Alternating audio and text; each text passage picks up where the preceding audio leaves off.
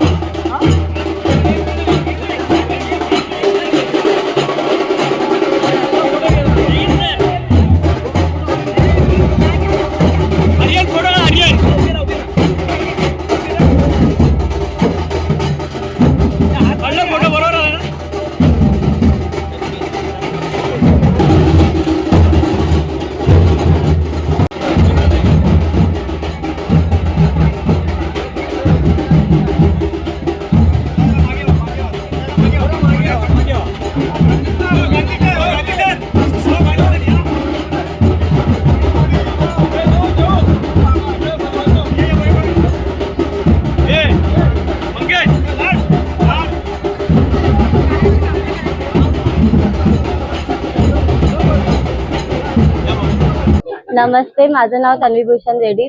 मी इंडियाला रिप्रेझेंट केल्याबद्दल मला खूप छान वाटतंय। हा माझा अविस्मरणीय क्षण होता आणि तुम्ही माझा हा एवढा छान असा सत्कार केला त्याबद्दल मी आपली आभारी आहे। मला ऑलिम्पिकला जायचं आहे।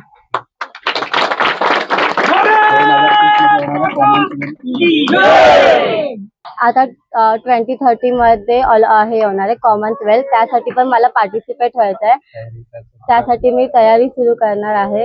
डीबीजे कॉलेज चिपळूण, माझे parents, coach Ranveer Sawant sir, माझी पूर्ण फॅमिली आणि सगळ्यांनी सपोर्ट केले, त्यामुळे थँक्यू। पाग व्यायाम शाळा रणवीर सावंत सर आणि जोशी सर यांनी मला सपोर्ट केला।